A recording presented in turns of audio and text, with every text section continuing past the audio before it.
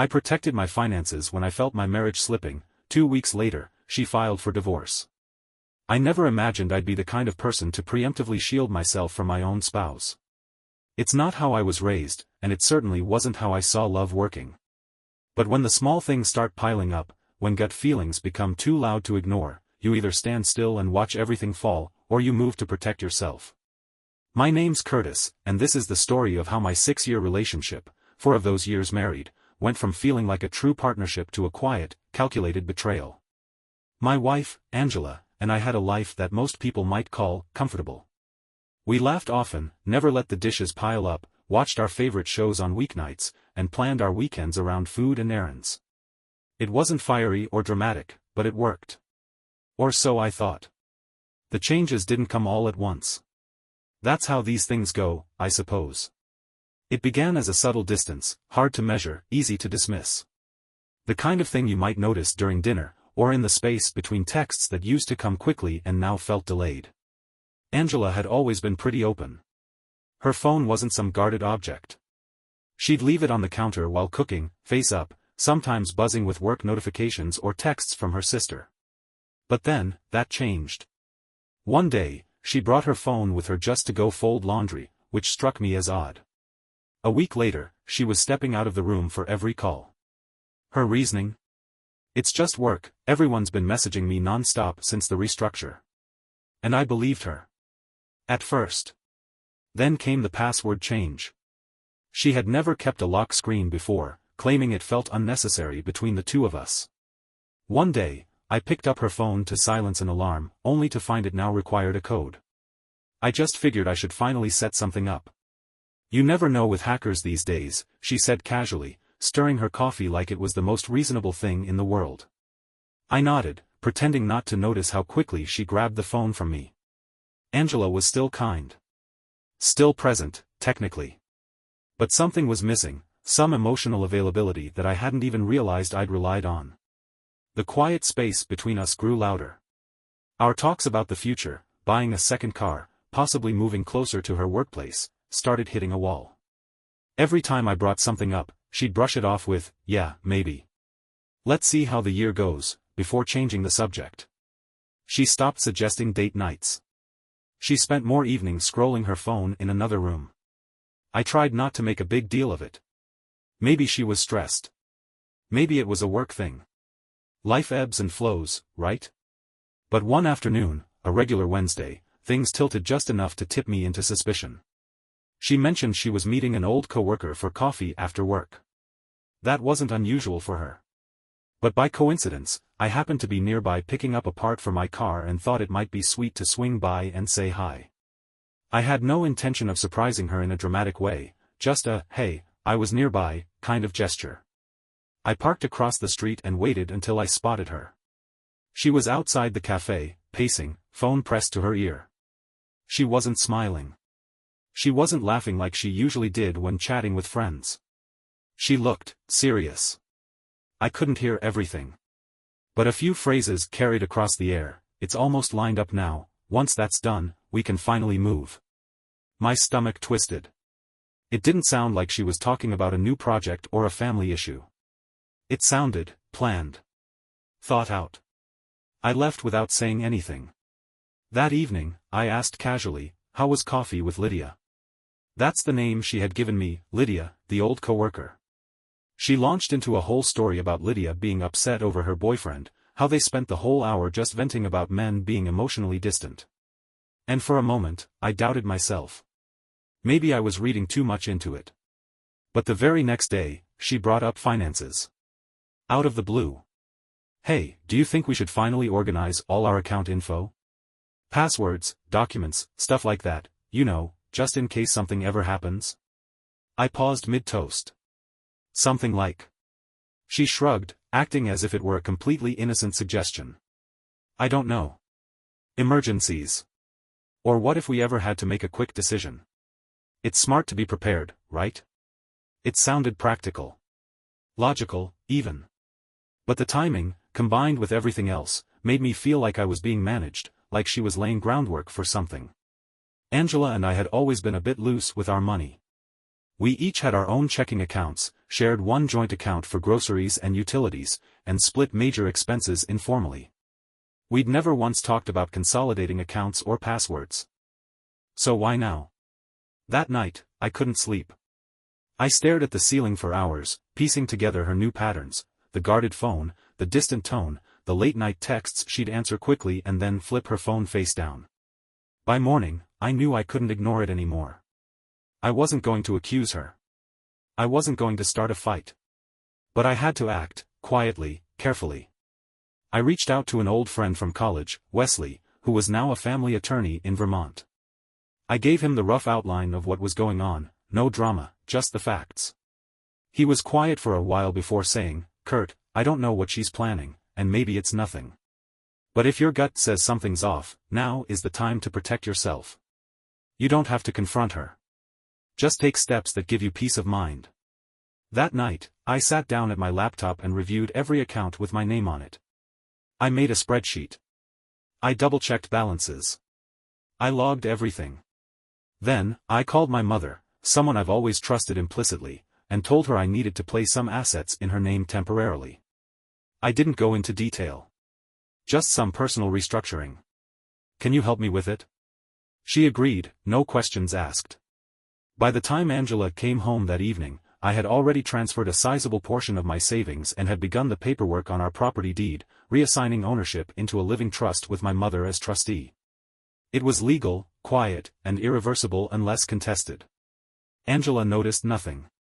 She kissed my cheek, took off her shoes, and asked if I wanted to order Thai or make something simple. I said Thai. We watched a show. We didn't talk about bank accounts. But I kept watching. Listening. Because I had the feeling that this was just the beginning. 2 weeks after that quiet evening of Thai food and false normalcy, I came home from work to find an envelope on the kitchen table. It was unassuming, no confrontation, no dramatic exit. Just a plain manila folder with my full name typed neatly on the front. Inside were divorce papers. My heart didn't race. I didn't panic. I sat down at the table and read every page slowly. Angela hadn't just decided to leave. She had decided to dismantle everything. The documents requested a 50-50th split of all marital assets, not just the joint ones. She was asking for half of my private savings, a share of my investments, the car, which I had paid off years before we even met, and, unbelievably, spousal support. Angela worked full-time. In fact, she made more than I did most years. She wasn't struggling. She wasn't in danger of going without. But there it was, plain as day, a request for financial support. The phrasing was deliberate. Almost surgical. My hands were steady as I set the papers down. There was no surprise anymore. Only confirmation. She had planned this. Not in an impulsive, emotional way. This had been mapped out with the help of someone else, maybe legal advice, maybe just that mysterious friend who had been helping her see things clearly. I didn't say anything to her that night. She was already in the guest room, as if the act of filing had been enough to justify that final move. She didn't even look uncomfortable. The next morning, she offered a casual, "We'll need to talk about logistics soon." I nodded. Sure. But inside, I was already 10 steps ahead. I called Wesley again, my college buddy and attorney, and walked him through everything. When I finished, he said, "I hope this brings you peace, but what you did was smart.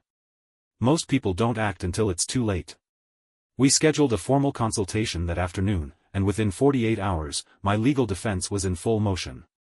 The transfers I'd made, to the trust, to my mother, were airtight. Dated. Notarized. Filed weeks before Angela served me the papers. And crucially, they didn't violate any laws. I had not moved assets after being served. I had simply secured them when my instincts told me something wasn't right. That week, I continued life as normally as possible. Angela, oddly enough, seemed lighter. Almost cheerful. She asked if I wanted to keep splitting groceries until everything was finalized. She talked about work and mentioned possibly visiting her sister in Michigan over the summer. But she never brought up the divorce directly. She was waiting for mediation. Waiting for the moment to formally divide everything, with confidence that she'd walk away with a large piece of the life I had built. When the first mediation day arrived, I was ready. Angela showed up in a clean blazer, hair neatly tied back, looking calm and prepared. Her attorney was a younger man with a bright red binder full of paperwork. Mine was older, seasoned, and carried only one slim folder. The other lawyer opened with politeness, then went straight into her demands. 50% of the house equity. 50% of my personal savings. Spousal support for an undefined period. My vehicle, plus her own, of course. Full division of investments and retirement funds. I remained quiet as he spoke. Angela didn't look at me, only at the table. When he finished, my attorney calmly opened the folder and slid several sheets of paper across the table. Before we proceed with any division, we'd like to present these documents, he said. Angela's attorney flipped through them with increasing speed, his brows furrowing deeper with every page. Angela finally leaned over to look herself. I could see the confusion flash across her face, then something sharper, disbelief. What is this? Her lawyer asked. These are notarized records of legal asset transfers made several weeks prior to the divorce filing, my attorney said. The accounts, property deed, and investment holdings were all reassigned under a private trust, with third-party legal oversight. He added, these moves were not made post-filing. They were done beforehand, and fully compliant with state law. Silence fell over the room. Angela's lawyer flipped back to the dates and signatures. You didn't mention any of this, he said, glancing at her. Angela looked stunned. She tried to hide it, but her voice cracked slightly as she said, I didn't think he'd actually. She trailed off. I didn't say a word. Her attorney cleared his throat. Well, we'll need some time to review these documents and reassess our position. They gathered their papers and left the room. Angela didn't look back. In the hallway afterward, she caught up to me, alone. Her voice was low, more furious than sad. You planned this. I didn't deny it. You knew I was going to file, and you set this up to cut me out. I looked at her, really looked, and said quietly, I planned to protect myself. That's all. She stepped closer. You'll regret this. You don't just do something like that to your own wife. I nodded once. I already regret trusting you. That's enough regret for one lifetime. She stared at me for a long moment. Her expression was no longer confident. No longer composed. For the first time in months, she looked unsure. Then she walked away. The days that followed were silent. No texts. No voicemails. No explanations.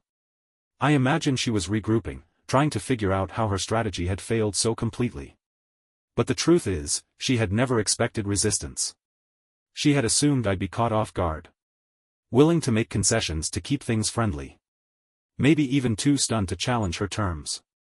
But I had simply done what anyone should do when things start to unravel, listen to that quiet inner voice. The one we often ignore. And now, the only thing left was to find out what, or who, had been helping her plan all of this. Because I still didn't believe she'd done it alone. After the mediation fallout, Angela went quiet. No texts. No voicemails. Not even a note left on the counter. The silence was unnerving, but also telling. She had underestimated me, and she knew it.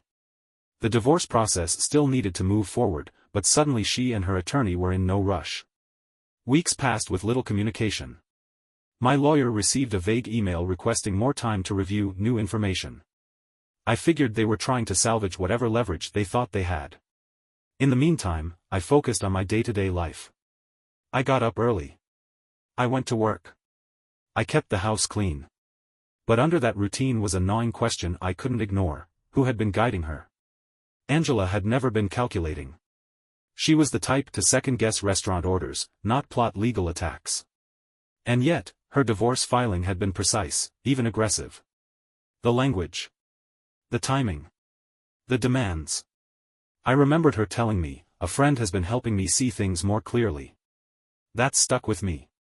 The way she'd said, helping me, didn't sound casual. So I started to investigate. I didn't go full private investigator, no tailing her car or hacking into accounts. That wasn't necessary.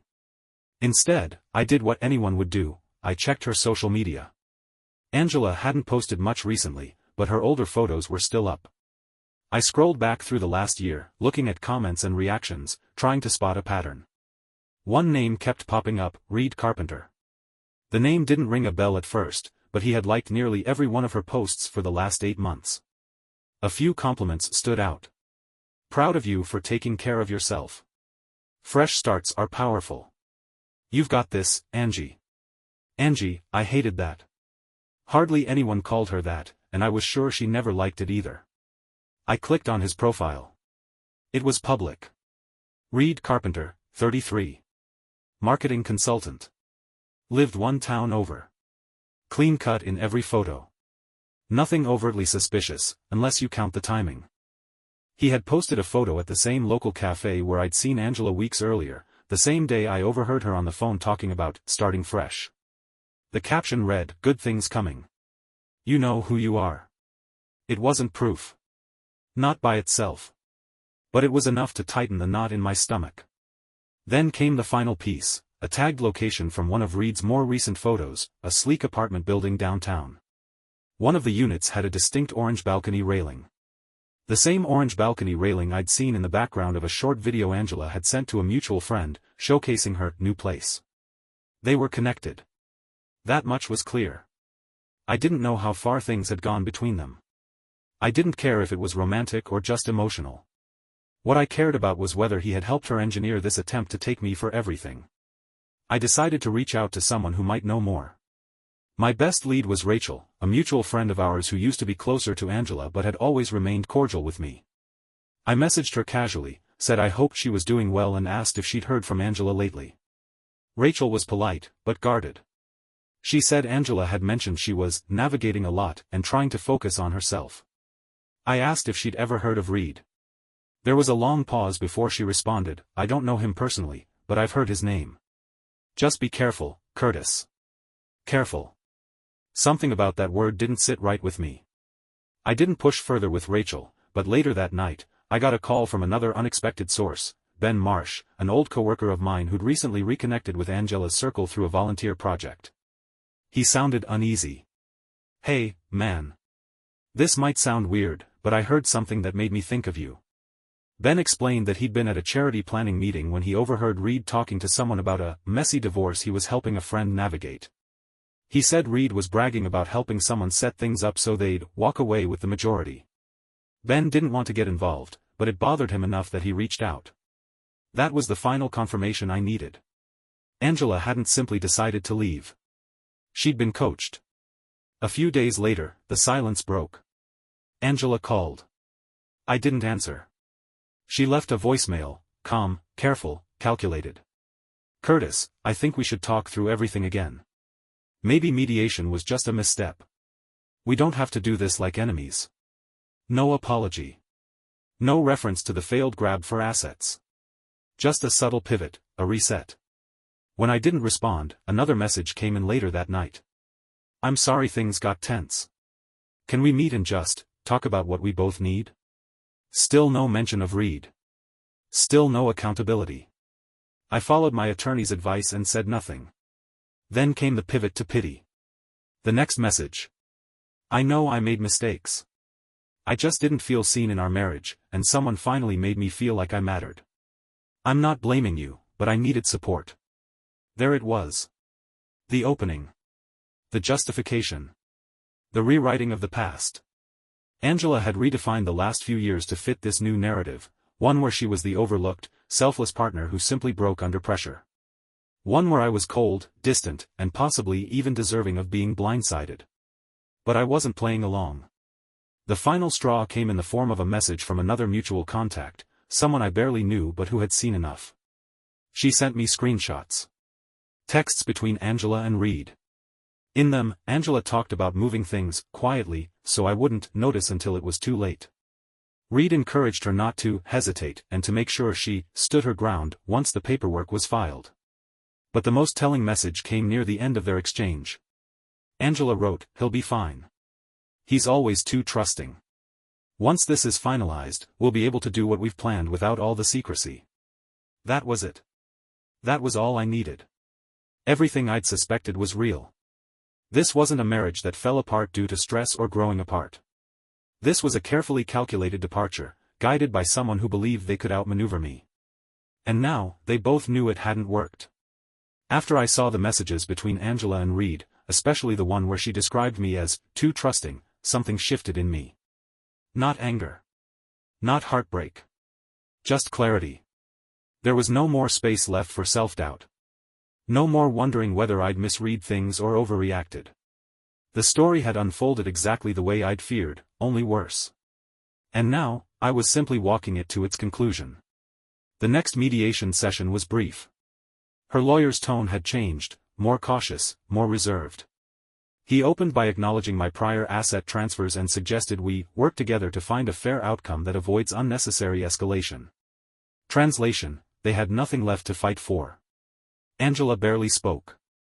She wore a soft gray sweater and stared down at her hands. Gone was the confident posture from before.